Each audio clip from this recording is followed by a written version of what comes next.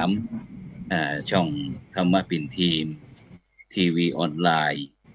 กลุ่มพระสงฆ์อุบาสกอุบาสิการ่วมกันเผยแผ่ธรรมะออนไลน์ไลฟ์สดทาง Facebook ทาง YouTube แล้วก็สถานีวิทยุเครือข่ายคลื่นสีขาว8จังหวัดภาคเหนือซึ่งในค่ำคืนวันนี้ก็เป็นคืนวันเสาร์ที่13เดือนเมษายนปีพุทธศักราช2567เก้ากับผมอัตมาภาพพระครูโสพลปริยัติก็ได้นำรายการพระพุทธศาสนา4แผ่นดินมาพบกับบรรดาท่านผู้ฟังท่านผู้ชมเป็นประจำทุกคืนวันเสาร์เวลาตั้งแต่2 ทุ่มเป็นต้นไปจนถึงเวลา3 ทุ่มซึ่งวันนี้ก็ออกอากาศที่วัดอินทปัญญารามบ้านกองฝายหมู่ที่12ตำบลบ้านปิ่นอำเภอรองจังหวัดแพร่ซึ่งบรรดาท่านผู้ฟังท่านผู้ชมที่อยากจะการสนับสนุนหรือว่ากำลังใจโดยการกดติดตามกดไลค์กดแชร์เพื่อเป็นธรรมทานยิ่งแชร์นักก็ได้บุญนักแชร์น้อยก็ได้บุญน้อยบ่แชร์ก็ว่าได้บุญหรือว่าจะร่วมการสนับสนุนช่องธรรมะเป็นทีมทีวีออนไลน์ของเขาก็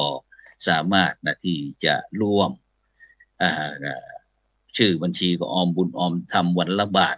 ทางธนาคารไทยพาณิชย์เลขที่บัญชีก็145244700-8ชื่อบัญชีก็พระมหาไทยธรรมกิจพระมหาชันชัยพรหมประดิษฐ์แล้วก็พระอาจารย์ดร.จตุรงค์ชูศรีหรือว่าแห่งบัญชีก็เป็นธนาคารไทยพาณิชย์เช่นเดียวกันเลขที่บัญชีก็376225327327-2ชื่อบัญชีก็พระมหาดวงทิพย์ปริยัตถารีซึ่งปีนี้ก็เป็นที่น่าอนุโมทนายินดีที่มูลนิธิ1016เพื่อการกุศลโดยท่านพระครูบัณฑิตธรรมาภรณ์เจ้าอาวาสวัดพระนอนวัดลัทธิวันพระนอนขอนตาลรองเจ้าคณะอำเภอแม่ริมจังหวัดเชียงใหม่เพิ่นก็ได้รับเป็นเจ้าภาพคือการสนับสนุนเป็นสปอนเซอร์ช่องธรรมะเป็นทีมของเฮาทั้งหมดทั้งมวลฉะนั้นก็บรรดาท่านผู้ฟังท่านผู้ชมก็สามารถที่จะร่วมกองบุญกองกุศลที่ด้านล่างที่ตัวหนังสือวิ่งนี่เลยทั้ง2บัญชีซึ่งจะได้ก็ตามบรรดาท่านผู้ฟังท่านผู้ชมวันนี้ก็เป็นวันที่13เมษายนแน่นอนเราแต่ว่านี่เฮาได้การของเฮาสังฆพัฒนาเพื่อประชาชนบทบาทพระสงฆ์ได้ยุคดิวหนอม่อนก็ได้กราบนิมนต์พระสังฆเจ้าทั้ง4ภาคมาจากกันบอกว่าเที่ยวสงกรานต์อย่างไรให้ใจเป็นสุขซึ่งก็มีหลวงพ่อเจ้าคุณพระเมธีวชิรประชาธรหรือว่าหลวงพ่อแดงที่ปรึกษาเจ้าคณะภาค15วัดอินทารามจังหวัดสมุทรสงครามท่านอาจารย์พระครูโสพลปัญญาสารเจ้าอาวาสวัดนิคมพัฒนารามเจ้าคณะอำเภอมะนังจังหวัดสตูลแล้วก็ท่านอาจารย์พระครูโพธิวีรคุณเจ้าหลวงพ่อเจ้าคณะอำเภอปทุมราชวัดโพธิการามจังหวัด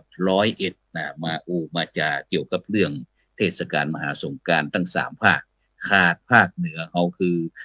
ไปเลยบ่ได้สกับฉะนั้นก็วันนี้แน่นอนเขาก็จะมาก็วันนี้เขาสนทนาเรื่องจ่าภาษาเมือง วันนี้จ่าภาษาเมืองฉะนั้นเขาก็จะไปพบผู้ร่วมรายการท่านแรกเลยวันนี้ไปที่ท่านอาจารย์พระมหาวรเชษฐ์นะครับมหาวิริโยนะครับจากวัดบ้านยืนเมืองยองนะครับการนิมนต์ครับท่านอาจารย์มหาวรเชษฐ์ครับผมนมัสการน้อมไว้สาอาจารย์พระครูโสพลแล้วก็น้อมไว้สาพระครูสถิตธรรมาภิรัตน์ครับผมภิรัตน์ครับสถิตธรรมาภิรัตน์จำยากครับเอาจิกอมๆดีกว่าครับวันนี้มาลังนัดกันมาเหมือนกันวันนี้แล้วก็น้อมไว้สาครูบาจากจุดตัวเจ้าองค์นะครับรวมถึงสวัสดีปีใหม่บ้านเฮากับพ่อแม่พี่น้องตังเมืองยองกับตังเจียงตุงเฮาด้วยนะแล้วก็พี่น้องตึงบ้านตึงเมืองที่ติดตามไลฟ์สดในวันนี้ก็เนื่องจากวันที่13เป็นวันจะกัดปีใหม่บ้านเฮาแล้วเนาะพอปฏิทินมันแม่นกัน เจียงใหม่จะอีละปุ่นจะอีแหลมกาอูเนี่ยกลัวตีหัวกันกูกลางๆไว้ก่อนนะครับสาธุครับครับสาธุครับไปที่ท่านอาจารย์พระครูสถิตธรรมาภิรัตน์นะครับเจ้าอาวาสวัดบ้านไร่นะครับเจ้าคณะตำบลพิชัยเขต3อำเภอเมืองจังหวัดลำปางนมัสการครับท่านอาจารย์พระครูสถิตครับผมครับผมนมัสการทุกรูปนะครับไปสาครับวันนี้มาจากน้อยเนอร์ก็ขอเจริญพรศรัทธาญาติโยมที่ติดตามรายการพุทธศาสนาสู่แผ่นดินเนาะวันนี้มาจากน้อยครับพอดีมีภารกิจน้อยนึงครับพอดีมาจากพอดีครับศาสนกิจนักสักหน่อยเนาะในช่วงนี้เนาะก็สมควรครับวันนั้นช่วงนี้ก็สมควรจะได้ก็ผมเป็นจะได้พ่องครับวันนี้ตอนนี้บรรยากาศที่จังหวัดลำปางของเราวันนี้ลำปางหนาวจังก็ครับก็ยังแค้นครับแต่ว่านี่เจอสีฟ้าปีฝนมาครับอย่างแรงครับเจอมาเฮฟกะโอ้ฝนลมครับอย่างแห้งปากกล้วยนี่ต้นยางหักเลยเนาะจากพระครูเนาะครับผมวัดปากกล้วยนี่เสียหายครับศาลาห้องน้ำนักเลยครับ2อย่างครับผมอย่างแต่ว่านี่อันลมเข้ามานี่ตีลำปางนี่เสาไฟฟ้ากลประมาณ30ต้นครับอาจารย์นวาโอ้ครับติดตั้งหลวงนะครับตั้งหลวงครับหันด้านผู้ว่าแล้วก็ท่านลุงที่ว่าหมูนี่ครับโอ้แห้งครับแห้งครับผู้ว่าครับอันนายอำเภออยู่ตลอดคืนนะครับแต่คืนนี่นะแต่จะบ่ได้รับได้นอนนะครับแต่คืนนี้แก้ปัญหาอยู่อย่างกับนายอำเภอมีภารกิจอย่างกันก็ไปดูเรื่องเสาไฟฟ้าก่อนนะครับ30ต้นครับเป็นประวัติศาสตร์ลำปางนะยังบ่เคยมีนะ30ต้นครับขอให้ปลอดภัยทุกคนเด้อครับเด้อเป็นน้องลำปางก็ก่อนสิรถไว้ครับตะคืนนี่นะผมก็ดูรายการไลฟ์สดอยู่ก็ถือว่าแห้งพอสมควรนะครับตอนนี้ก็การงานอาจารย์เตรียมปีใหม่ครับพอดีผมก็ไปที่มาจารย์นี่เพราะว่าไปรับคนไปร่วมขบวนที่ลำปางเป็นคนในบ้านนะครับก็เลยมาจ้างหน่อยนะมาตะกี้นะครับก็เลยมาทำภารกิจส่วนตัวไปมาเนี่ยครับฉะนั้นก่อนวันนี้ลำปางเริ่มสาดน้ำกันหรือยังหรือว่ายังเตื้อหรือว่าเป็นจะได้พวกบรรยากาศปีนี้เป็นจะได้พวกบรรยากาศลำปางวันเริ่มวันสงกรานต์วันสังขารหล่องก็ดีครับปีนี้รู้สึกว่าบรรยากาศก็คนเยอะครับปีนี้นะคนเยอะแล้วก็มีคนออกมาชมหรือว่ามาเล่นน้ำกันเยอะครับเพราะก็อาจจะอันมาหลายปีนะพอสมควรนะปีนี้ก็เอาแค่น้อยนึงนี่นะก็เยอะอยู่ครับวันนี้ปีนี้นะแล้วก็การตื่นตัวการทำกิจกรรมต่างๆก็ลำปางเฮาได้ครับเป็นงานสงกรานต์ได้เป็นมรดกวัฒนธรรมด้วยนี่ครับปีนี้นะก็เลยว่าจะทำกิจกรรมหลายอย่างนะครับช่วงก่อนก็มีงานสลุงหลวงมีงานหลายอย่างครับตั้งแต่ต้นเดือนมาแล้วครับอาจารย์ครับต้นเดือนมาละก็ถือว่าดีครับปีนี้บรรยากาศก็ดีอยู่ครับปีนี้นะเพราะว่ามันเริ่มมาจากโควิดเนาะมันก็เลยหยุดกันไปแล้วปีนี้ก็ยังว่าแต่ว่าเศรษฐกิจก็ยังบ่พอเท่าใดแต่ครับผมแต่ก็ถือว่าชาวบ้านออกมาทำกิจกรรมตั้งร่วมกิจกรรมตั้งจังหวัดก็นักขึ้นนะครับปีนี้นะครับถือว่าบรรยากาศดีอยู่ครับแต่อากาศร้อนก็ยังแค้นนะครับฝนตกตะวาครับแค้นครับผมครับผมฉะนั้นก็ไปที่ท่านอาจารย์มหาวิเชษฐ์ครับผมเป็นจะได้ของปูนของเฮาครับผมก็วันนี้ก็ตั้งหลับปูนก็แห่ขบวนนะครับแต่ละชุมชนก็เอา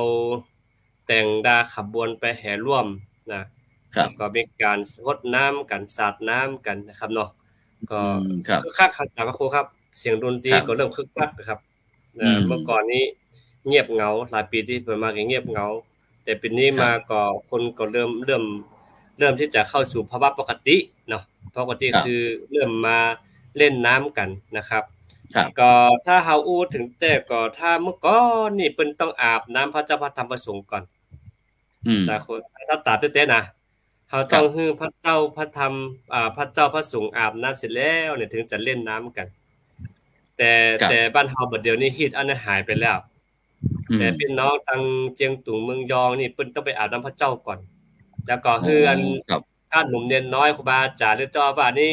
เพิ่นจะกายหางหินลังลินเขาจะครับเพิ่นจะกายหางลินแล้วก็เอาตอกกล้วยกาย กายแล้วก็ อืม บอกสถานเตรียมน้ำเขาไม่ส้มปล่อยมาก็เอาถอกใส่ที่หางหินและหางลินตัวเจ้าของเฮาก็เข้าไปอาบและตัวนะครับแล้วก็เปลี่ยนผ้าใหม่ตัวครับแต่บ้านเฮาบัดเดี๋ยวนี้หายากแล้วบ่มีแล้ว ลืมไปหมดแล้วครับซึ่งครับผมซึ่งโดยเฉพาะในช่วงนี้ผมก็อยู่ที่เมืองแปร่นะครับอยู่วัดอินทร์ อากาศร้อนครับแปร่ครับครับโอ้ครับแต่คืนนี้ก็ได้รับผลกระทบแต่คืนนี้ก็ออกอากาศเข้ากระท่อนกระแท่นครับแต่คืนนี้เสียดายเพราะมหาเถระมาทั้ง4ภาคนะครับแต่ทีนี้เนื่องจากที่เฮาอยู่ในขอบบ้านนอกบนป่าบนดอยสักน้อยบนภูสักน้อยก็เลยขึ้นบ่ค่อยเสถียรนะครับบ่ค่อยเสถียรก็เลยโดยเฉพาะก็ในนี้ตลอดทั้งวันอากาศร้อนครับในช่วงนี้ที่เมืองรองครับอำเภอรองอากาศร้อนนะครับแต่ก็เตรียมพื้นที่เกี่ยวกับเรื่องงานเทศกาลสงกรานต์ปีใหม่เมืองนะครับโดยเฉพาะซึ่งของเขานี่ก็จะมีวันสังขารล่องนะครับวันสังขารล่องวันเน่าหรือว่าวันเนานะครับซึ่งโดยเฉพาะวันพรุ่งนี้วันนี้นี่ก็เดินทางเข้าไปซื้อชุดพื้นเมืองครับเพื่อที่จะได้ถวายนะครับคือมอบคือถวายคือกับอันเทวบุตรเทวดาประจำวันวัดครับปืนปุตตาปืนลาบครับเป็นคนอายุ100-200 ปีก่อนถามน้อยครับเรื่องปฏิทินนี่เรื่องปฏิทินนี่ยึดแบบภาคกลางหรือว่ายึดแบบล้านนาเริ่มกวนเหมือนกันนะครับโทรศัพท์ตอนนี้นะแต่พระครูครับขอถามนิดนึงครับตั้งแต่นี้ใช้ปฏิทินล้านนากว่าครับครับอยู่ครับสัญญาณดีกันน่าจะดีครับแม่นครับเพราะว่าอันลำปางก็ได้ครับอาจารย์พระครูครับอาจารย์พระครูสถิตดังก็ครับดังครับผมครับของลำปางนี่จะใช้ปฏิทินหลวงครับปฏิทินภาคกลางตามภาคกลางเนาะตามสากลที่ไทยเพราะว่ามันหลายคนในคำนวณมันเหมือนกันครับอาจารย์บางทีมันซับซ้อนเจ้าคณะอำเภอเมืองลำปางผมก็เลยขอใช้ปฏิทินหลวงเลยครับปฏิทินกลางเลยมันจะได้แน่นอนเนี่ยนะครับเพราะปฏิทินนี่มันมีหลายท่านที่เป็นคำนวณไว้เนาะของล้านนาเขาเนี่ยครับมันบ่เคยตรงกันนะอาจารย์ทับสนเหมือนกันบางครั้งนะเจ้าท่าอำเภอเมืองบอกเลยประกาศให้ใช้ปฏิทินหลวงไปเลยครับมันก็แต่ง่ายมันเหมือนกันนี่นะครับลำปางใช้ปฏิทินหลวงมาทุกปีครับปฏิทินมันเตี้ยมันก็นับแบบว่าข้างขึ้นข้างแรมแบบพระจันทร์จันทรคตินะครับแล้วก็สุริยคติแบบพระอาทิตย์ขึ้นลงนี่นะครับฉะนั้นมันก็ฉะนั้นถ้าเฮาปฏิบัติตามมันปฏิทินหลวงนะครับก็คือ13 14 15 16นี่เนาะ13วันสังขารล่อง14วันเน่าหรือว่าวันเนา15วันพญาวันเนี่ย16ก็เป็นวันปากปีหยังไอ้เนาะแต่ของเฮานี่ก็ครับผมฉะนั้นก็แน่นอนครับในช่วงนี้นะครับโดยเฉพาะรู้สึกว่าเป็นจะได้บ้างครับถ้าสมัยที่ท่านอาจารย์ทั้ง2รูปที่ยังเป็นละอ่อนน้อยๆหันบรรยากาศที่ทั้งพื้นบ้านล้านนาคนเมืองเอาเนี่ยแล้วในปัจจุบันนี้ครับเพราะว่าแต่เจ้านี่ผมเข้าไปที่บ้านตุ่มโฮงครับไปเมืองแปร่นะครับไปซื้อชุดนั่นน่ะครับน้ำฮดน้ำแท้จะบ่มีครับผมจะบ่มีละอ่อนเลยนะครับแต่ก่อนนี่เฮานี่เป็นละเด็กละอ่อนเฮาจะดีใจนะครับได้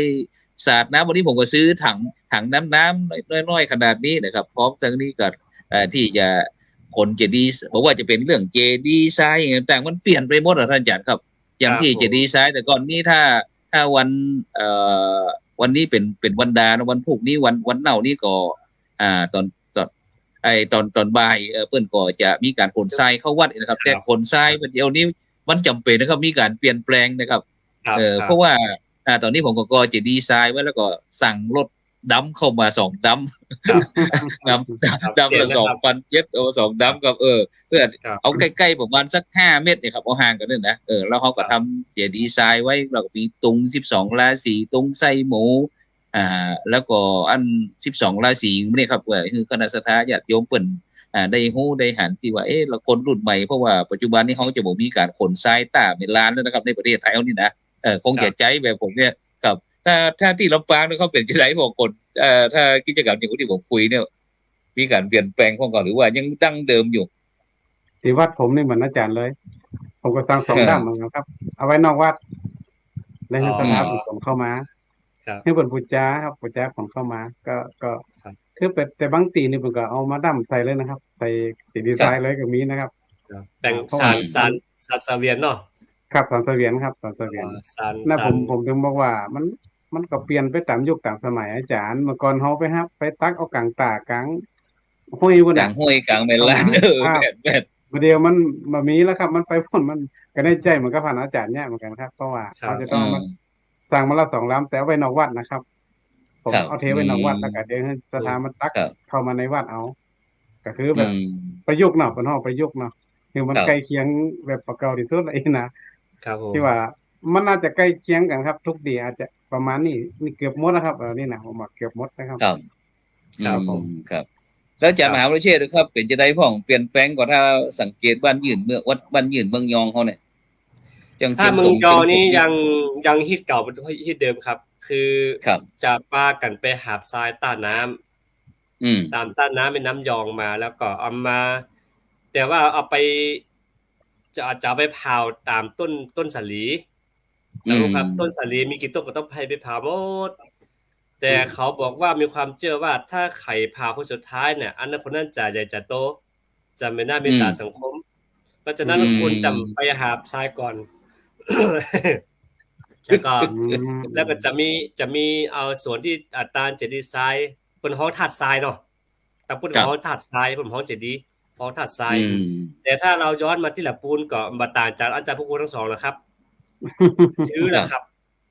ซื้อมาแล้วมาดำลงแต่ทีนี้อาจารย์พระครูครับคือความเรื่องการสร้างถาดทรายเนี่ยคือปัจจุบันเนี่ยเขาปรับไปตามแต่ว่าหมู่บ้านที่อยู่ริมน้ำก็ยังเป็นต้อเหมือนกันนะครับเพิ่นเฮาเป็นต้อทรายเนาะเป็นต้อทรายมาเหมือนกันก็คือว่าเพิ่นยังสภาพแวดล้อมยังอยู่ที่เดิมแล้วก็ทีนี้คือถ้าพูดถึงปัจจุบันนี่คือมันมีกฎหมายสิ่งแวดล้อมเข้ามาควบคุมด้วยมันก็ทำให้ประเพณีทุกอย่างมันเปลี่ยนไปนะครับอย่างเช่นว่าเมื่อก่อนนี่ประเพณีเผาหิ้งหลวงพระเจ้าแล้วก็เผาข้าวหลามนี่เนาะเดี๋ยวนี้ควันไฟมันนักก็เลยต้องจำเป็นต้องไม่ได้เผาอ่ะมันต้องปรับเปลี่ยนไปตามสภาพเหตุการณ์นี่นั่นคือเดี๋ยวนี้คือมันมีกฎหมายก็หยังก็พรบต่างๆมาออกมาควบคุมก็ส่วนหนึ่งก็ทำให้เหตุเก่าเมืองหลังของเฮานี่ก็หายไปแล้วทีนี้ผมมาย้อนฟังพระครูตะกี้ว่าเหลือเล่นน้ำบัดเดียวนี่มีแต่คนอายุนักขึ้นไปอ่อนมีเนาะแต่ที่เฮาย้อนไปตังเจียงตุงเมืองยองนะพระครูกับคือละอ่อนเพิ่นยังเล่นกันม่วนอยู่เล่นกันตึงเท่าคุณแก่แต่เฮาถ้าย้อนไปถึงอดีตในการรดน้ำนี่มันก็เจ้าคนนั้นจะอีเพิ่นเอาแค่อาบน้ำไปเอาไปรดหลังน้อยๆเนาะเพิ่นสิ่งสงวนคือห้ามรดหัวนะครับรดหัวบ่ได้เลยหัวนี่เป็นของสูงที่สุดอ่ะนะครับเพิ่นฮัดรดแต่ตั้งแต่ไหล่นี้ไปครับตั้งแต่บ่านี่ไปน้ำเนี่ยต้องตั้งแต่รดไปต้องขอเพิ่นอนุญาตเพิ่นอนุญาตก่อนนะพระครูครับขอคนน้ำเด้อไม่ป้าไม่อุ้ยเนาะฮดรอดดีแหละดีใจละก็อายุมันคนอยู่เด้ออายุมันยาวๆเด้อก็ฮดน้อยนึงเนี่ยเพิ่นจะฮดถึงเสียงนะฮะเดี๋ยวบ่ได้เฮานี่เล่นหะกันอันบังรถเครื่องมานี่สันแลบเทียกันครับนอกจากที่ขนทรายแล้วนะครับที่ทางภาคเหนือเขาหรือว่าล้านนาเขาก็จะมีความเชื่อว่าเจ้าพูดของเขาเนี่ยเปิ้นจะบ่เอาสิ่งของบ่แม้กระทั่งหินดินทรายจากวัดนะครับโดยเฉพาะเขาจะสังเกตคนแต่ก่อนนี้แม้กระทั่งเจียงตุงหรือว่าไอ้เมืองยองต่างๆในปัจจุบันนี้นะครับโดยเฉพาะคนเฒ่าคนแก่นี่จะบ่ใส่รองเท้าหรือบ่ใส่เกิบ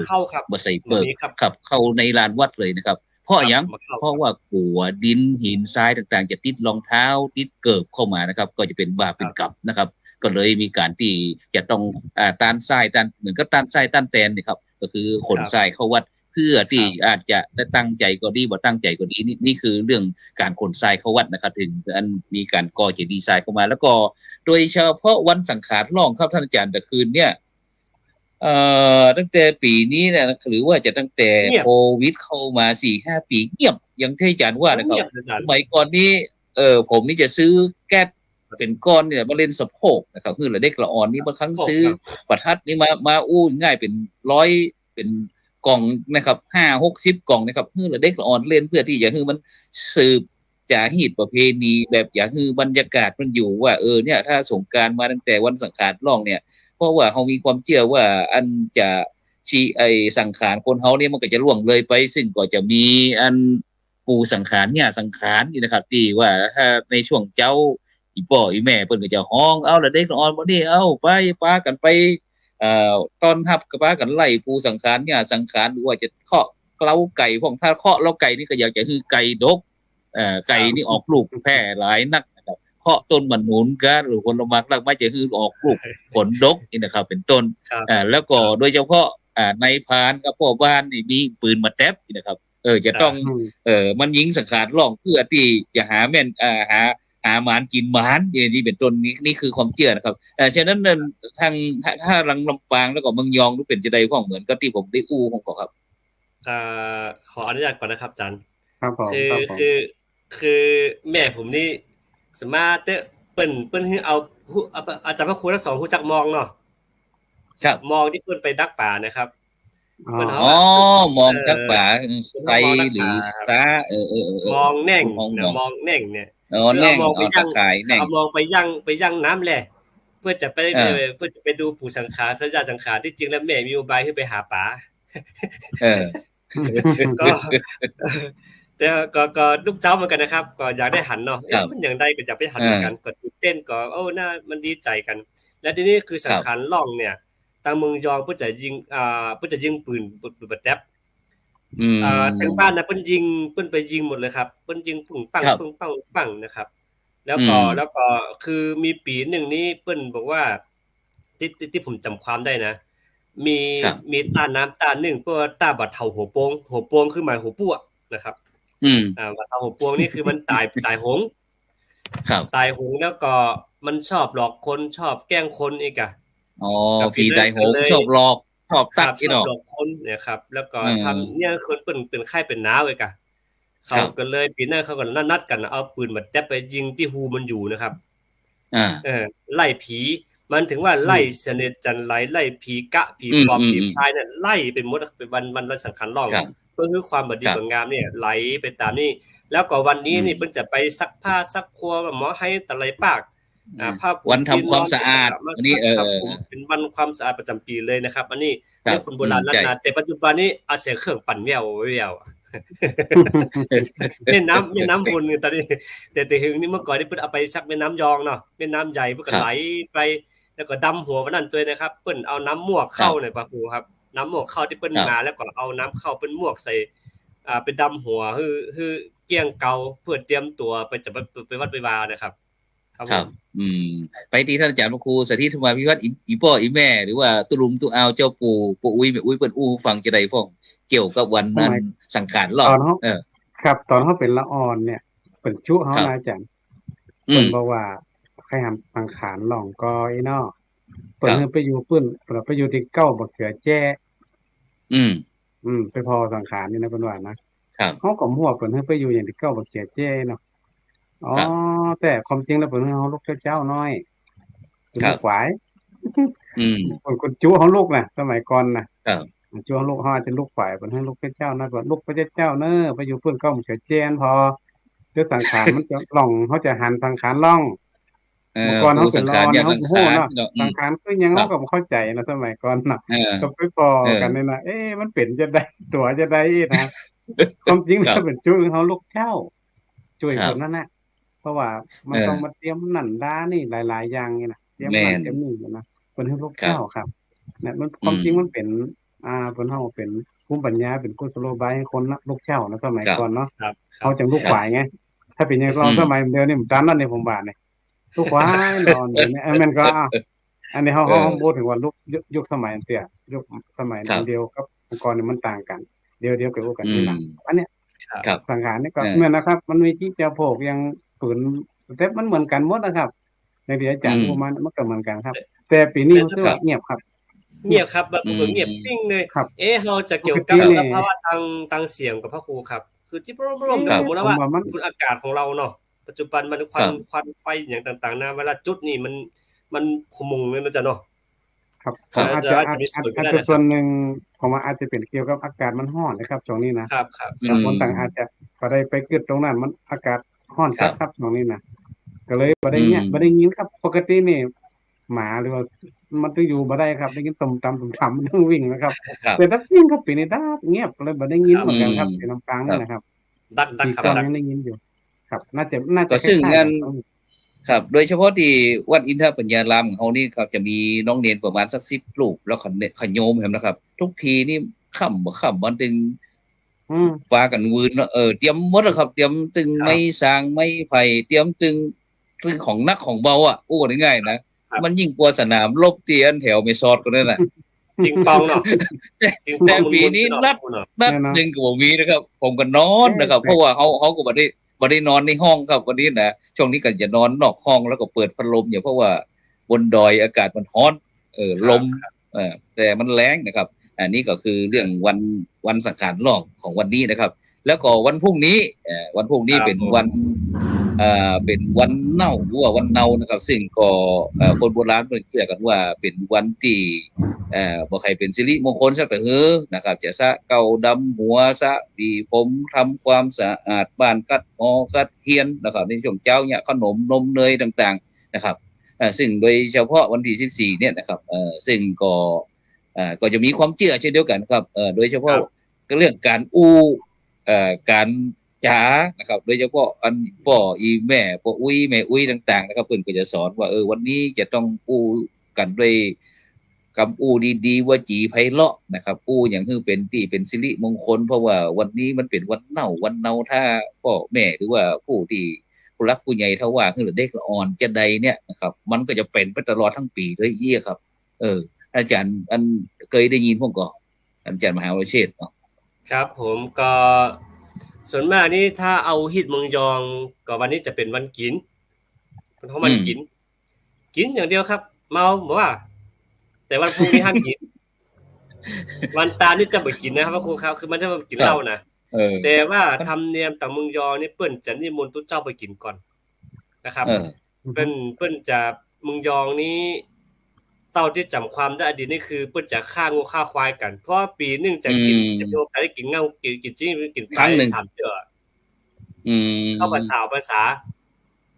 เพราะมันมีครับครูครับมันจะเหมือนว่าจะไปซื้อกัดมาแล้วมันมีนะครับมันต้องออกเงินกันอย่างกันแล้วก็ไปล้มควายล้มงูใหญ่แล้วก็ตกปุ่นกันเอาปุกปุ่นเอาเบอร์จำไว้ก็ฮ้องนั้นเท่านี้มาหลังจากที่แบ่งปุ่นกันเรียบร้อยก็พ่อแม่ก็ต้องเอามาบ้านก็เอามาลาบเปิ้นฮ้องมาซ่าเนาะซ่าตั้งปุ่นเป็นฮ้องลาบตังเฮาเป็นฮ้องซ่านิกซ่าเหนียวนะครับ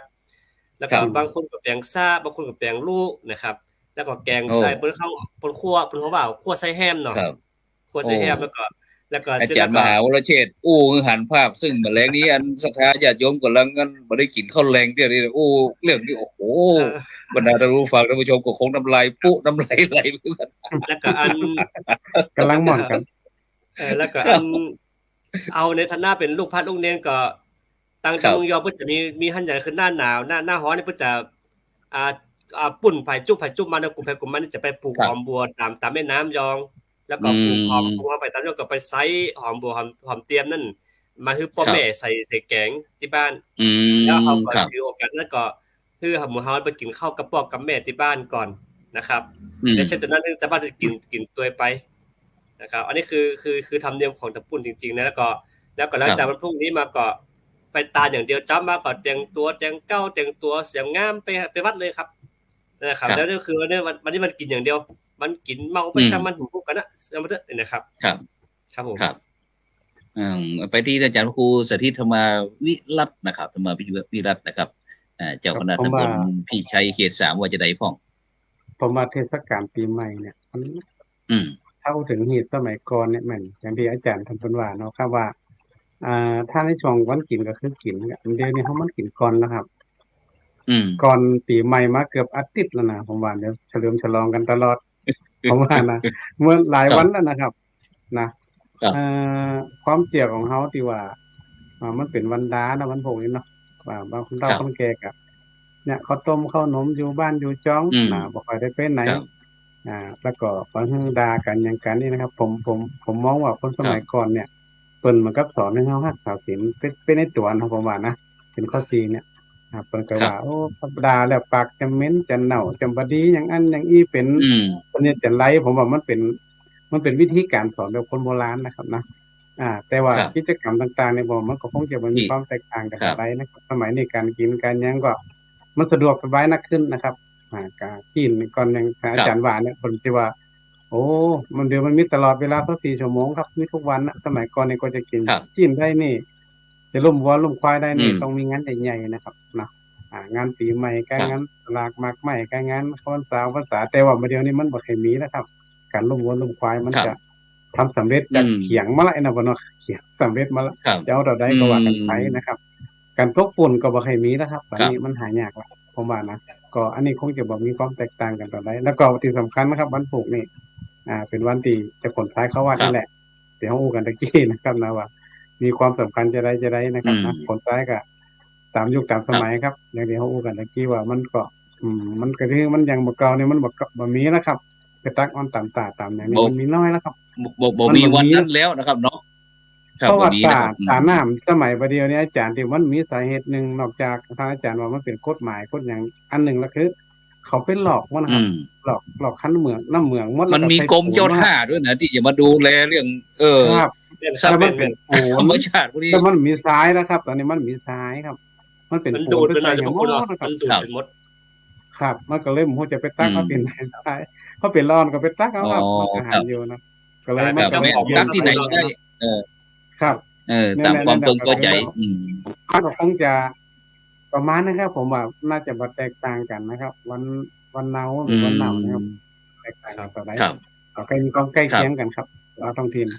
สำคัญก็คือว่าอาจารย์ครูทั้งสองครับสมาร์ทคือเมื่อก่อนนี้เฮาแม่น้ำเนี่ยถือว่าเป็นของส่วนรวมใจร่วมกันใครใจก็ได้ใครจะตักอาบก็ได้ใครจะซักครัวก็ได้ล้างหม้อล้างจานก็ได้แต่บัดเดี๋ยวนี้อันนี้เป็นของกูอันนี้เป็นของมึงตามึงตากูโมดก็เลยกลายเป็นหมุกลุกไปเหี่ยแล้วใครก็เลยบ่กล้าที่จะไปตักมากก็มีปัญหาฟ้องร้องตามกฎหมายอยู่ดีกินได้มาสิสตางค์ทั้งหมดเขาก็เลยทำให้ประเพณีของเฮาเนี่ยหดหายไปตามจะอี้ครับครับซึ่งโดยเฉพาะนะครับที่แม่นตีทำกลืนกลิ่นของงานจาฮีตประเพณีนะครับที่สิ่งโดยเฉพาะระบบลูกจ้างนายจ้างครับเพราะว่าในปัจจุบันนี้เขาจะสังเกตนะครับอันพี่น้อง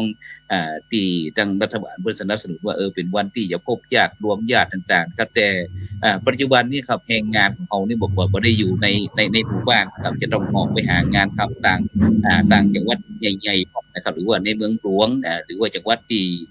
มีการลงทุนนักๆอย่างนิคมอุตสาหกรรมอย่างต่างๆครับก็เลยแต่มูนี้ก็เร่งผลิตอย่างเดียวครับแต่บ่ได้คิดถึงเรื่องความละเอียดอ่อนซึ่งอาจารย์พระครูสถิตได้อู้เมื่อกี้ผมกำลังนึกได้บอกว่าอาจารย์บอกว่าที่คนเฒ่าคนแก่นะครับที่สั่งสอนหรือว่าใช้เป็นกุศโลบายครับที่เอามาแทรกแซงในจารีตประเพณีเป็นอย่างนั้นเป็นอย่างนี้ต่างๆนะครับทำให้สังคมเขาเนี่ยมันอยู่เย็นเป็นสุขนะครับแล้วเขาก็กลัวอะไรสิ่งต่างๆที่ความบ่ดีต่างๆโดยเฉพาะเรื่องเวรเรื่องกรรมเรื่องบาปต่างๆเนี่ยนะครับแต่ในปัจจุบันนี่มันแตกต่างกันอย่างที่ท่านอาจารย์ได้ว่านะครับก็คือ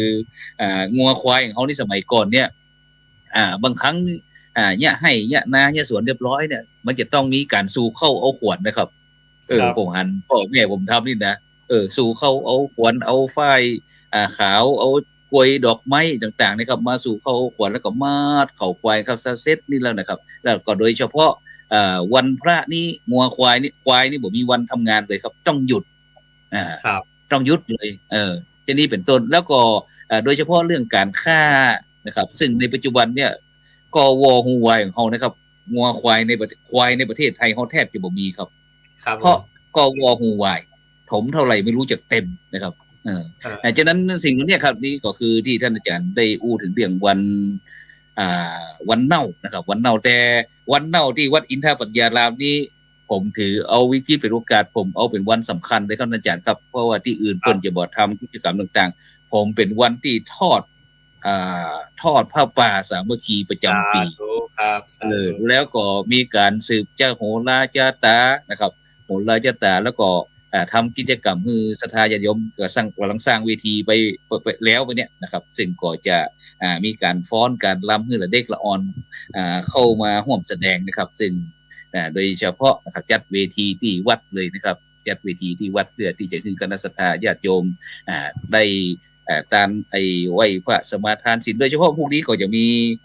ลูกๆหลานๆบ้านกองฝ่ายเขาเนี่ยครับก็เพิ่นก็จะถือโอกาสว่าได้ทำพระป่านะครับพระป่าเมื่อที่จะสร้างอุโบสถเนี่ยครับซึ่งตอนนี้เขาก็ได้วางหลักฐานแล้วนะครับฉะนั้นก็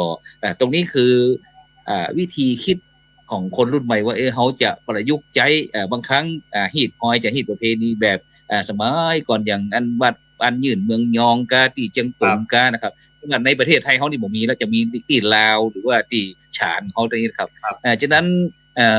หันอย่างพ่องครับการเปลี่ยนแปลงเขาหันอย่างพ่องในเทศกาลมหาสงกรานต์จากวันนั้นถึงวันนี้ครับโดยเฉพาะทางพื้นบ้านล้านนาของคนเมืองมันนักครับพระครูครับคือหนึ่งเด็กละอ่อนรุ่นหลังนี่อาจจะดูว่าเป็นเรื่องไร้สาระเรื่องบ่มีประโยชน์แล้วก็ค่อนข้างที่จะมองเป็นประเพณีวัฒนธรรมเป็นของที่บ่มีแก่นสารอันนี้เขามุมมองของเขาแต่ว่าเด็กอาจจะอาจจะมีความคิดต่างตรงนี้ก็ได้ครับแต่ว่าคือหันเป็นแปลงเป็นหน้าคือปกติอย่างที่อันอู้ตะกี้เฮานี่ตื่นเต้นกันเนาะวันพวกนี้จะใกล้ปีใหม่ปุ๊บมันจะได้รู้สึกมันจะเปลี่ยนผ่านจากพศนึงไปปีนึงไปสู่ปีนึงนี่รู้สึกดีใจกันแต่ปัจจุบันนี้ชื่อว่าคนเฮาก็เหลือแต่ผู้สูงอายุในการสืบสานประเพณีแบบนี้อย่างที่มาแต่งรถแต่งลาที่วัดนี่ก็เหมือนกันนะครับมีแต่ผู้สูงอายุนะครับเราอ่อนน้อยจะมีละแล้วก็แต่ว่าต้นแห่นี่ผมได้ไปดูว่าจะมีอ่อนก็แต่เดี๋ยวคงต้องติดตามตั้งเพจต่างๆครับว่าจะมีละอ่อนมีส่วนร่วมขนาดไหนนะครับแต่ว่ามันการเปลี่ยนแปลงคือ1เรื่องการขนทรายก็ดีการที่แต่งตัวเสื้อด้วยชุดพื้นเมืองของเฮาก็ดีนะครับก็เริ่มจะห่างไปนะครับเริ่มจะเอาสีสันทางด้านภาคกลางมาใช้เหมือนกันนะครับแล้วก็ตุงของเฮาก็ดีหยังก็ดีเมื่อก่อนนี่เฮาต้องตัดเองทำเองเนาะแต่หอนึ่งก็ดีอันยังก็ดีที่เราต้องทำเองแต่เดี๋ยวจะไปซื้อกาดนะครับซึ่งอาหารเหล่านี้ก็คือว่าไปซื้อกาดปุ๊บเนี่ยเฮาก็รู้ว่าคนทำบ่ได้กินคนกินบ่ได้ทำคนตายก็บ่ได้ทำก็ไปซื้อมาอันนี้ก็ถามว่าวันเวลาถามว่าประหยัดเวลาก่อนประหยัดเวลาแต่ว่าความประณีตมาจากจิตใจเนี่ยก็ค่อนข้างที่จะมีน้อยครับครับผมก็หันไปทางอาจารย์นะครับว่าครับนิมนต์เลยครับอาจารย์ครูสถิตครับนิมนต์เลยครับผมหันไปทางอาจารย์มหาวรเชษฐ์นะครับว่าประเดี๋ยวนี้มันยุคสมัยมันเปลี่ยนไปนักครับมันไปไกลแล้วครับตอนนี้ผมมันไม่ไกลมากเลยมันแทบจะเหมือนกับพลิกหน้ามือหลังมือเลยนะครับยุคนี้สมัยนี้แต่ว่าสิ่งที่เขาจะต้องทำเนี่ยนอกจากว่าละออนรุ่นใหม่ยังบอกให้เข้าร่วมกิจกรรมเนี่ยผมว่าสิ่งเหล่านี้แหละเขาน่าจะดึงเข้ามานะครับผมคิดว่าอาจารย์พระครูปริยัตินี่น่าจะพระครูสุพลน่าจะมีแนวทางที่จะดึงละออนมาอยู่แล้วนะในส่วนของหมู่บ้านผมเนี่ยผมก็ยังมีละออนอยู่นะครับที่มีส่วนร่วมในทำกิจกรรมในช่วงเทศกาลปีใหม่นี่นะครับโดยเฉพาะเสร็จมาเตรียมมาแปลงหั่นแปลงนี่ก็ยังพอมีอยู่ครับแต่ว่ามันก็น้อยเต็มทีละอาจารย์ผมว่านะต่อไปยุคสมัยมันเปลี่ยนไปที่ผมว่ามันก็จะหายไปนะผมว่ามันจะหายไปเรื่อยๆนะเขาก็ต้องช่วยกันฟื้นขึ้นมานะตรงนี้นะแต่เขาก็ต้องยอมรับกันเป็นแปลงนะครับอาจารย์ยุคนี้สมัยนี้ต้องยอมรับกันเป็นแปลงครับเป็นไปหมดประเพณีวัฒนธรรมอย่างต่างๆมันเป็นมันเหมือนเดิมอย่างสมัยที่เขาอู้กันเนี่ยมันเปิดได้บ่ได้ผมดูแล้วก็ถ้าเขาจะให้มันดีเขาต้องอายุเอาทุกรุ่นครับทุกยุคทุกรุ่นทุกวัยเข้ามามีส่วนร่วมในกิจกรรมนะครับแข่งอันที่ครับอันมันก็หายหมดนะครับก็รอรุ่นใหม่นี่อย่างที่อาจารย์ว่าเนี่ยบางทีเขาก็มันก็ปีใหม่ก็คือปีใหม่ครับมันก็มันเปิดมาเข้าใจลึกนะครับละออนสมัยใหม่นี่เขาจะไปอธิบายให้เขาเป็นแบบเข้าใจอย่างเขานี่มันก็ยากครับนะแต่ว่าถ้าเขาสามารถที่จะดึงเขาเข้ามาแล้วก็มาทำสัมผัสกับเขาทำกิจกรรมกับเขานี่ผมเชื่อว่าอาจารย์ติดกล้องฝ่ายนี่แน่นอนอาจารย์อันพระครูสุพลนี่เป็นต้องดึงละออนเข้ามาด้วยแน่นอนมีส่วนร่วมแน่นอนเพราะว่าอันจะคือมันได้มีทุกวัยครับผมว่ามันจะต้องมีทุกวัยถ้าอันมันก็จะหายไปแท้ครับต่อไปถ้ารุ่นเขาไปรุ่นปู่ย่าตายายไปหมดก็หายไปหมดครับมีคนมาแทนนะครับผมว่านะ เพราะนั้นนี่เป็นก็น่าเป็นห่วงนะครับว่า ถ้าเฮาบ่ช่วยกันเอาละออนรุ่นใหม่มาเข้ามาช่วยเข้ามาร่วมกิจกรรมตัวนี้นะครับอย่างบ้านผมบ้านโพกเนี่ยก็จะมีการแห่ไม้กำสีเฮาก็เนี่ยตามชุมชนนะครับตามหมู่บ้านตามชุมชนเฮาครับมันก็ทำไปตามตามยุคตามสมัยนั่นนะครับเราจะให้มันอ่ารักษาแบบเก่าอย่างสมัยที่เฮาว่าวันพระวันศีลมีการหยุดทำการทำงานอย่างสมัยป.ขุนรามคำแหงประมาณเนี่ยจำไว้กันนะครับนะแต่ว่าบางสิ่งบางอย่างนะครับเขาก็ทีนี้อาจจะเป็นวิกฤตแล้วเขาก็เป็นโอกาสของเขาแล้วก็ถ้าเขาผมคิดว่าเขาช่วยกันนะครับอาจารย์ถ้าเขาช่วยกันคิดช่วยกันทำเนี่ย คือ มั กาน ร น่าจะ ทำงา ได้ น อยู่ ทีมเนาะครูเนาะ ครั เฮา บ ทำงานเป็นทีมเช่นเฮาประสานไปทางประธานสภาวัฒนธรรมอีเนาะแล้วก็ประธานชุมชนหรือว่าครูแต่ละโรงเรียนอีเนาะคือเฮาจะทำอย่างเช่นมาทำสวยก่อนแล้วมาตัดตุงเนาะมาตัดตุงไส้หมูมาตัดตุงไส้ไก่ก่อนที่จะวันสงกรานต์อีเนาะเฮาก็มาเห็นฮู้ด้วยที่เขาสามารถด้วยตัวเอง แล้วก็มาห่อขนมจ๊อกอีเนาะพระครูเนาะขั้นตอนทำขนมจ๊อกกะขั้นตอนทำห่อนึ่งกะอีเนาะพระครูแล้วก็เฮาก็จะได้แล้วก็เดี๋ยวนี้คือปัจจุบันนะสลอซอซึ่งก็หาละออนเล่นมาได้ดำเนินวันนี้นะสลอซอซึ่งกะกองมองเจิมเดี๋ยวนี้ปกติถ้าสงกรานต์ปีใหม่กองมาปึ้มๆๆๆก็ละบ่ได้บ่มีตุ่มๆหมด มันที่เฮาแต่ที่กองปูจาต่างๆนั่นก็หายไปเดี๋ยวนี้ศิลปะล้านนาของเฮาเหล่านี้ดนตรีล้านนาของเฮาเหล่านี้ก็น้อยไปแล้วที่จะหันละออนมาดีดมาหยังนะครับก็คือมันก็การปลูกฝังก็อยู่ที่ผู้นำนะครับเฉพาะพ่อแม่ก็ดีครูบาอาจารย์ก็ดีนะครับโดยเฉพาะอาจารย์พระครูนี่เป็นเจ้าคณะตำบลตัวยอาจารย์พระครูปริยัตินี่ก็สุปปริยัติก็เป็นผู้มีวัฒนศิลป์วัฒนธรรมดีก็คงน่าจะมีเรี่ยวแรงในการดึงคนรุ่นใหม่ที่มีความคิดดีๆอยากต่อเติมอยากเสริมแต่งมาประยุกต์ใช้ให้มันเข้ากับเหตุการณ์ปัจจุบันนี้ก็น่าจะดีขึ้นนะครับพระครูโดยเฉพาะเรื่องการฮีดกองของบ้านเฮาในปัจจุบันเนี่ยบอกว่าฮีดกองถึงวันนี้ขึ้นบ้านใหม่แต่งงานนะละอ่อนบ่หันเลยนะครับบ่หันในงานศพก็บ่หันแล้วนะพระครูเหลือแต่คนเฒ่าเลยเหลือแต่นั่นนะครับ จักกันนี่เนาะพระครูแล้วมันไปละอีกครับผมถึงบอกว่าเนี่ยเขาจะต้องช่วยกันของในหมู่บ้านผมเองเนี่ยผมก็พยายามที่จะถึง3ไว้นะครับว่าเข้ามาเด็กเยาวชนคนใหญ่แล้วก็ผู้สูงอายุเนี่ยได้ทำกิจกรรมร่วมกันสำหรับเขาซึ่งผมก็เอา3ทีมเอา3กลุ่มครับนะสำหรับเขาซึ่งในหมู่บ้านผมก็มี3รอน3ไว้นะครับมีละออนเยาวชนแล้วก็มีคนใหญ่แล้วก็ผู้สูงอายุกับผสมกันวันนี้ก็เอาไปในแห่ขบวนของลำปางมาด้วยนะครับวันนี้ตลอดซึ้งในหมู่บ้านนะครับครับผมวันเนี้ยอาจารย์พระครูโสพลบอกว่าโอเคเน็ตดีเลี้ยงครับเน็ตดีเลี้ยงครับผมฮัลโหลวันนี้ผมได้กินแล้วอาจารย์พระครูโสพลเนี่ยดับจริงสัญญาณนำคดีแต่นะสังขารจะลองไปตามสังขารกันเองไม่ได้เนี่ยแน่นอนเอาละเสียงกับวันนี้ยินแล้วจะได้เลยนะผมว่าเรื่องของการยุคสมัยใหม่ถึงมันจะเปลี่ยนไปนะครับแต่อาจารย์เขาก็พยายามที่จะดึงเอา3ไว้เนี่ยเข้ามาทำงานอาจารย์พระครูครับเฮาควรตั้งประเด็นอย่างใดดีนึงว่าประเด็นปัจจุบันนี้เด็กอาจจะมีความสงสัยกะหรืออย่างใดหรือว่าเขาบ่ได้เห็นความสำคัญตรงนี้ก่อนพระครูครับโดยทำให้เขาบ่ได้ใส่ใจหรือว่าเฮานี่ปรับเปลี่ยนแปลงเองหรืออย่างใดกับพระครูครับครับผมว่ามันมีส่วนครับมันที่เขาก็อาจจะมาดูว่ามันก็เหมือนเดิมนี่นะครับอาจารย์ครับเหมือนเดิมก็อย่างก็ยากนะครับมันอาจจะอยากให้เขาบอกว่าปีนี้ก็ยังเก่าปีหน้าก็ยังเก่าอยู่นะมันก็เหมือนกับมันอาจจะบ่ได้ฮู้หยังลึกซึ้งหรือว่าเป็นภูมิปัญญาเป็นแนวคิดของคนในสมัยก่อนเพิ่นทำไว้อย่างงี้ครับแล้วมันอาจจะบ่ฮู้ลึกขนาดนั้นคือปีใหม่ก็คือปีใหม่มาวัดก็คือมาวัดทำกิจกรรมที่ก็คือปกติคนไทยเขาแต่เขาบ่เข้าใจครับทำอย่างนี้คือบัดเดียวนี่สมาอาภัยครูบาอาจารย์เจ้าทั้งหลายคือบางสิ่งบางอย่างวัดกับบางทีก็บ่สามารถตอบโจทย์ได้เพราะว่าคนปัจจุบันต้องการตอบโจทย์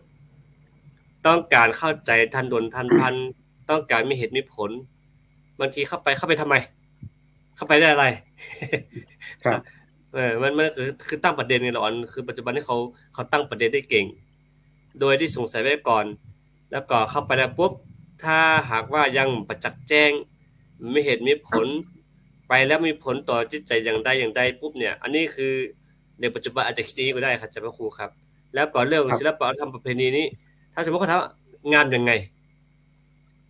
นะครับถ้าตั้งคำถามปุ๊บนี่คือถ้าสมมติว่าอย่างครูบาอาจารย์เฮาบ่สามารถอธิบายได้กับผู้ศึกษามันก็คือมันก็ตอบบ่ได้มันก็ทำให้คาใจตอบก็บ่ได้แล้วมันดีตรงไหนอย่างไรเนี่ยมันก็คือเฮาก็ต้องข้อมูลอะไรเฮาก็ต้องแน่นเฮาก็ต้องอธิบายให้คนที่สนใจได้เข้าใจได้กระจ่างอย่างเช่นที่อันชุมชนสัปยานี่ก็มีการส่งเสริมตัดตรงไส้หมูแปลงโคมก็เอาคนที่มีประสบการณ์เอาคนที่มีชำนาญนั้นมาเป็นครูแล้วก็ดึงมาเรื่อยๆใครสนใจก็ไปก่อนแต่ว่าต่อไปก็มีเหตุผลว่าเราควรจะดึงเด็กๆที่นักเรียนที่สนใจได้เข้ามาเสริมต่ออย่างกรณีที่อย่างที่ผมพูดถึงว่าอย่างกรณีที่เฮาไปแอวหาผู้เฒ่าแก่ก็ดีอย่างก็ดีนี่คือเฮาก็เป็นจุดเริ่มต้นแล้วก็เฮาก็ความสัมพันธ์ของเฮาก็ดีอย่างก็ดีเฮาก็ทำให้เฮาบ่ขาดสายกันอันนี้ก็เหมือนกันครับพระครูครับเรื่องศิลปะวัฒนธรรมประเพณีบ้านเฮาเนี่ยเรื่องสงกรานต์เนี่ยสังขารอย่างที่เฮาอู้กันนี่กะอย่างที่เฮาเกี่ยวตอนต้นว่าสังขารล่องแม่ให้เฮาลูกเจ้าอีกแต่เฮาไปแล้วแม่จู่เฮานี่คือมันเกิดความผิดหวังขึ้นมาปุ๊บมันใช่ความจริงมันจู่เฮาเนี่ยเดี๋ยวปัจจุบันก็คงจะมันใจนี่นาโดนหลอกเนี่ยสุดท้ายก็แม่นสนใจละมันครับมันเป็นมันเป็นภูมิปัญญาที่มันอยู่ตั้งในครับอาจารย์แต่ละออนเนี่ยบางทีมันพอตั้งนอกมันเหมือนตั้งในไงนะผมเองก็พยายามนะครับว่าอยากจะให้ละออนนะเขามันมีส่วนร่วมผมนี่มันดีอย่างหนึ่งครับผมว่าตั้งจังหวัดเองตั้งวัฒนธรรมหรือว่าอย่างนั้นตั้งบนเนี่ยเพิ่นก็ส่งเสริมเรื่องของเด็กเยาวชนตัวเองแล้วที่ผมเนี่ยมันก็มีละออนมาเห็นวันอาทิตย์ด้วยของนี่นะครับมันก็ได้ครับผมละออนส่วนหนึ่งที่เขาได้มาถ่ายทอดอย่างของภูมิปัญญาของอย่างเช่นว่าทำสวยกราบก็ทำกิจกรรมเกี่ยวกับประเพณีวัฒนธรรมของบทเก่าเขาเนี่ยมันก็ยังมีอยู่ของอยู่นะครับแต่ผมก็ยังเป็นห่วงอยู่ว่ามันก็บ่ได้ทุกตีนะอาจารย์ แต่ตอนนี้ผมรู้ที่ลำปางนี่เขาซื้อตั้งวัฒนธรรมเพิ่นก็สนใจเข้าไปตั้งในโรงเรียนสถาบันการศึกษาด้วยในที่ผมหันนี่นะครับก็คือว่าจะไปเอาเรื่องของประเพณีวัฒนธรรมนี่แหละเข้าไปเผยแพร่ในโรงเรียนสถานศึกษาเลยนะผมหันหลายที่เขาเปิดเข้าไปนะครับผมว่าก็เข้าท่าดีนะครับแต่เขาก็บ่ฮู้ว่าแต่ละที่ก็บ่เหมือนกันนะฮะอาจารย์แต่ละจังหวัดก็บ่เหมือนกันนะผมว่าถ้าปีใหม่เนี่ยถ้าเขามีโดยเฉพาะพระสงฆ์เขาเนี่ยนะครับที่เป็นผู้นำทางจิตวิญญาณเขาสามารถอธิบายให้เขารู้เหตุรู้ผลนะครับว่าเขามาวัดอย่างนี้นะครับผมว่าละออนมันก็อาจจะเข้าใจลึกซึ้งหรือว่า